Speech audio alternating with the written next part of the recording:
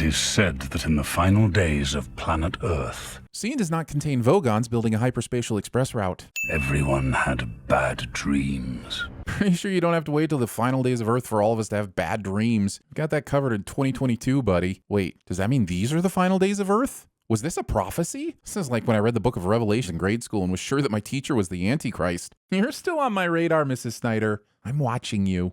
Oh, and of course, narration. Opening on a shot of Earth from space with an ominous narrator speaking of the end of days was setting the sci-fi tone quite nicely. So why does it suddenly feel like I'm watching a deleted scene from Love Actually? They forgot. Except for one.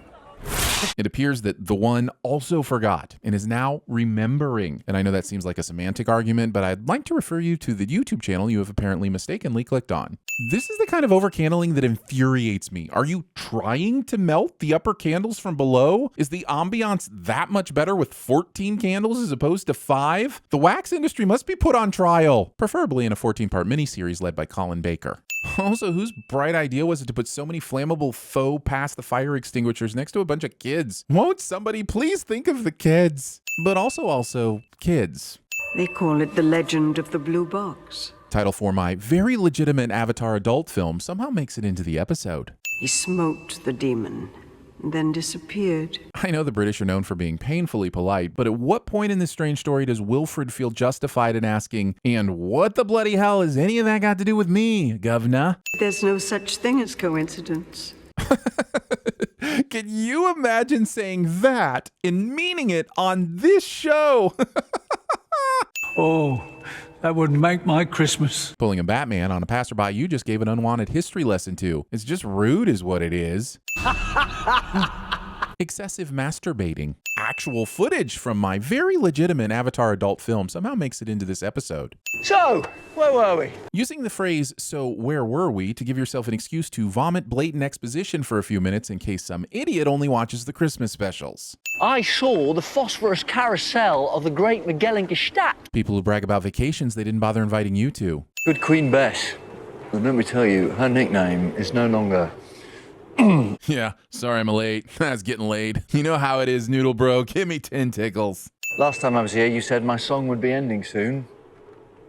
And I'm in no hurry for that. The Doctor gets super somber about the Ood's call for this sentence, then is back cracking jokes to the Ood about locking the Tardis like an Earth car in 10 seconds, and I'm just not sure I can handle these Ood swings. You will join. I don't know, my half-eaten carbonara dribbling friend. Sounds kind of like a cult. And not the cool ones where everyone gets naked. The boring kind with the mindless chanting and an often promised but never realized edit button. What about Donna? Is she safe? You should not have delayed. Obligatory, the Doctor can go back in time and protect people and change things when he can, but can't when he can't. Sin. Delayed. He literally has all the time in the universe. I think he can make sure that Donna Noble has been saved. We see so much, but understand little. The Stephen Moffat years. I can show you.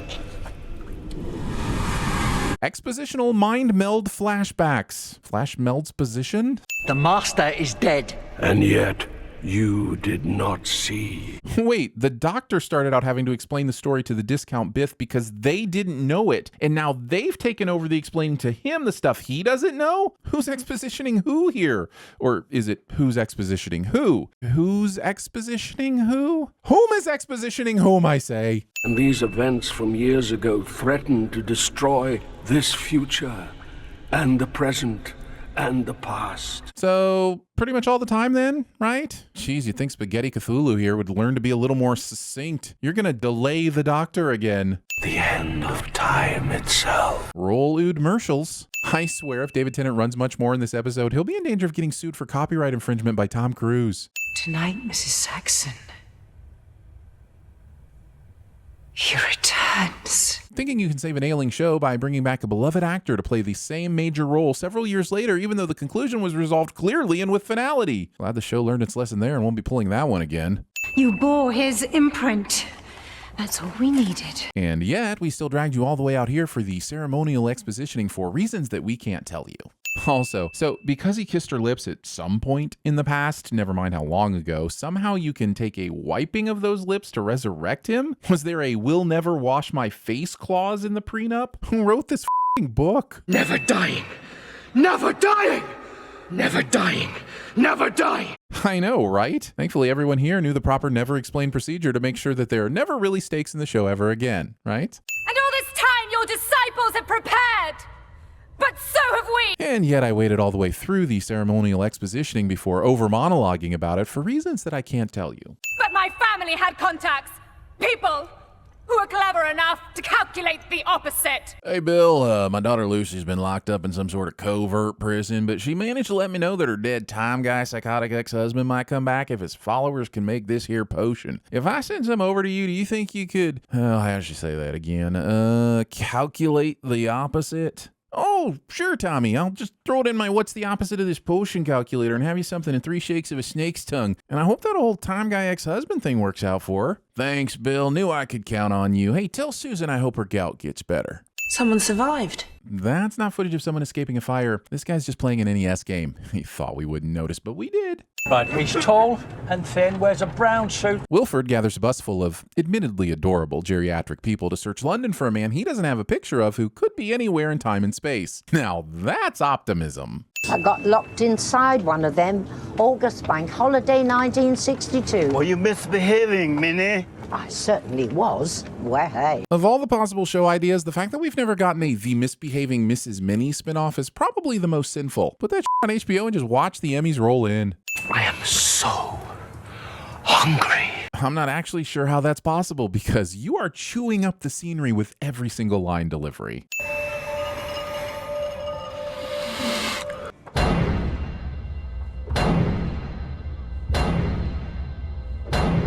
This heavy breathing and banging goes on for all of the not the good kind of heavy breathing and banging sometime. If you can jump like this, why bother running at all? Does the ability have a cooldown period or something?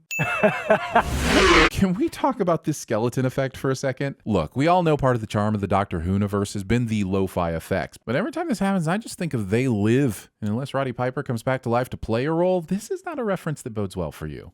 Damn it, what did I tell you about limiting your running? Believe me, you really don't want to be on the business end of a Tom Cruise running lawsuit. Remember the Tom Cruise Sins channel we had? No? That's because we got a summons to court and had to shut the whole thing down. Some of the writers for that channel didn't make it out alive. It was awful. And her neighbor saw this man heading east. So a friend of a friend saw the police box and then called and told her the man she was looking for was just heading east. And Minnie somehow took that to mean head to the junkyard? Listen, I'll buy time-traveling police boxes and squid aliens, but I draw the line at unbelievable tracking. It's actually in our top 3 sin rules, right after say skip at least once a video, but before all employees must wash hands before returning to sinning.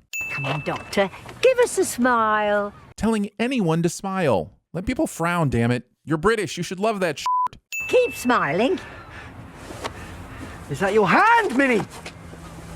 Good boy. Misbehaving Minnie the Menace makes malicious move to mash Mr. Maximus. Meanwhile, the misguided manuscript makers momentarily mistake Madam's molestation for mirth. Who are you? No. Who are you? Oh, we keep on meeting Wilf.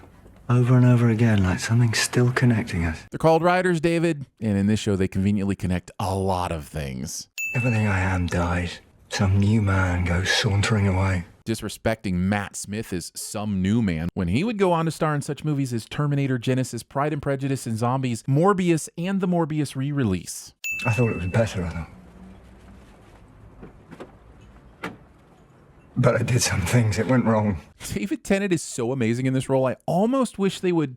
Nah, never mind. Oh well, take your sin off, you genius, you. Look, wouldn't she make you laugh again? Good old Donna. Wilfred, he just said if she ever remembers him, she'll burn up and die. What part of that is so hard for you to understand? And she's getting married. You want the Doctor to just run in at the last second and Rachel Green it all? And so it came to pass that the players took their final places, making ready the events that were to come.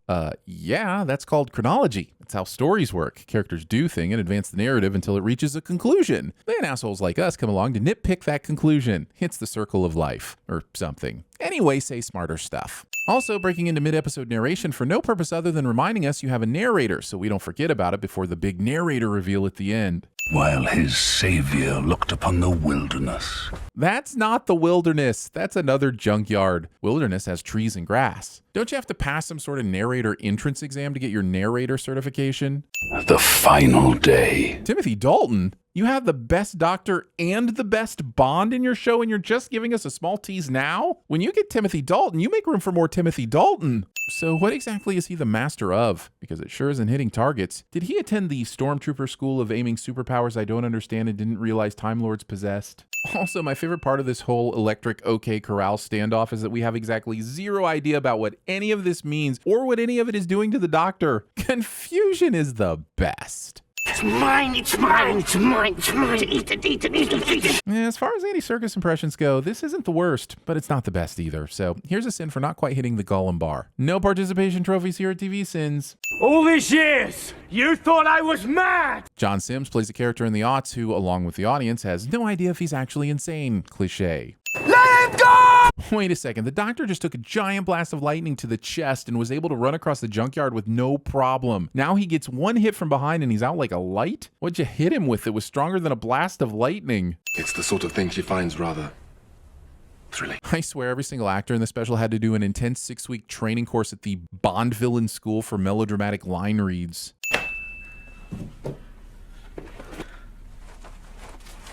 Thinking an unsecure suitcase under the bed is a safe place to store a gun. What is it? Tell me. No, it's nothing. Nothing? The Doctor's asking you if you've seen anything strange with a crazed look in his eyes, and you consider a special bulletin delivered to you by name on your telly nothing? You could come with me. Oh, you're not leaving me with her. Dad! Fair enough. This works? Bring my father back right now! You know, a great way to keep someone you love from having their brain exploded by a secret they shouldn't know? Because it isn't running outside and yelling about the thing they're not supposed to know about. I have to stay relative to the master within the causal nexus. Understand? Not a word. Don't worry, we didn't understand him either. Here's 2 cents for thinking that making up time/space words would distract us from the plot hole/bullshit. Excuse me, sir. If I could check the basement. We're getting fluctuation on the power cords. Of course. Miss Adams, if you could bring the calibration statistics. These two are obviously making up an excuse to leave the room, which means they're either trying to sneak in a quick shag or chat about secret plans. And the fact that no one in this room even suspects this is ridiculous. Who is he? No, Master is he. Look, as far as Denethor impressions go, this one isn't the worst, but it's not the best either. You need some tiny tomatoes to really do it right. She carried some burns as a result of an accident when she was a child. Down her left side, if you could. What? What kind of proof is this to the Master? Did he know her before? Here, let me prove to you that I have a finger regenerating machine that regenerated the middle finger on both of my hands. See? I want her never to die. My gift to her. So you don't want to use it on yourself? You just want your daughter to live forever carrying the death of her father who could have been by her side but chose not to? Have you read any stories about immortals? You know what usually sucks the most about living forever? Seeing your loved ones die. Just watch Highlander, dude. She will be immortal. That's meant to be his daughter, right? Because this relationship feels a little thronesy. Better get to work. You have a dangerous cannibal who can shoot lightning from his hands, and the only thing keeping him in place is a PetSmart collar with a thin leash? That book said he's a billionaire. He's got his own private army. Did he even have time to read the book? He opened it, complained, and then the Doctor showed up. Wilfred is a liar. Greatest generation, my regenerated middle finger. Shattered threads have harmonized, the fiber links have densified, the multiple overshots have triplicated. Ooh, have the split slots congealed? Did you check and see if the coaxial links had parasynced with the thrust manifold? Did you check the dampness of the corridor uptake? Oh my lord, she's a cactus. That's spacist. Skeletor, whatever you're calling him, what's he doing up there? Thinking these two aliens will understand your Masters of the Universe reference. And as soon as it's working, we can transport it to the ship. Why does it have to be working for you to transport it? Wait, is it built of plotanium alloys? Barack Obama will lead us all into a new age of prosperity. Barack? Barack? Who the f*** is that? It's Barack Obama. As in, any American news anchor who mispronounced the current president's name must have been living under a Barack. Like that was ever gonna happen. Was he just waiting for the Doctor to make a grand entrance? Why wait this long to blow your restraints off? I feel like the president would have turned away or simply excused himself and left the stage. Literally anything more subtle than standing on the podium with his face in his hands like a child on timeout. 50 seconds and counting. It will take exactly 74 seconds. Listen, if that box can keep the master plan from taking effect on Wilf, there is no way a cell phone signal's getting through. There's a face in my head. Well, Yeah, where else would you expect it to be? Good grief, he's turned everyone into novelty bobbleheads. Truly the worst of all novelty Christmas gifts, monster. Breaking news.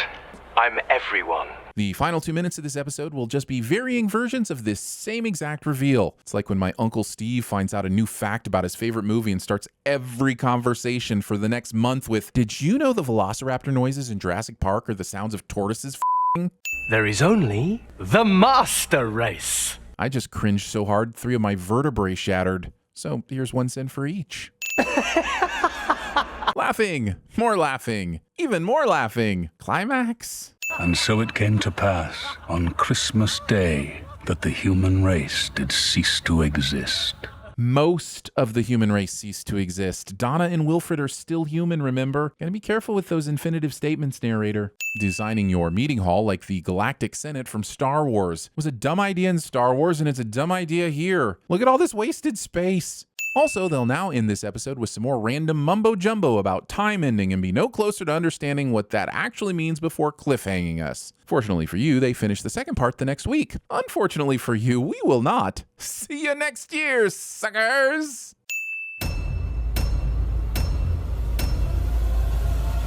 I'd like to take his face off. I locked it like a car. Like, it's funny. No? You are a sad, strange little man, and you have my pity. But something more is happening, Doctor. The Master is part of a greater design. I am surrounded by snakes and f***ing morons! For his name is the Master! Why? 10,000 years will give you such a crick in the neck! Take a look at this.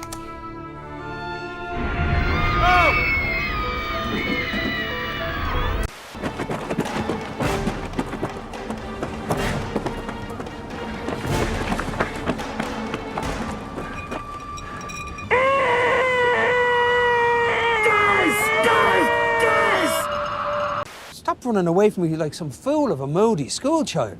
I just don't like you no more. You do like me. I don't. You liked me yesterday. What are you doing here? Maniacal laugh. Maniacal laugh. Maniacal laugh. Maniacal laugh. There never was a story of more woe than this of Juliet and her Romeo.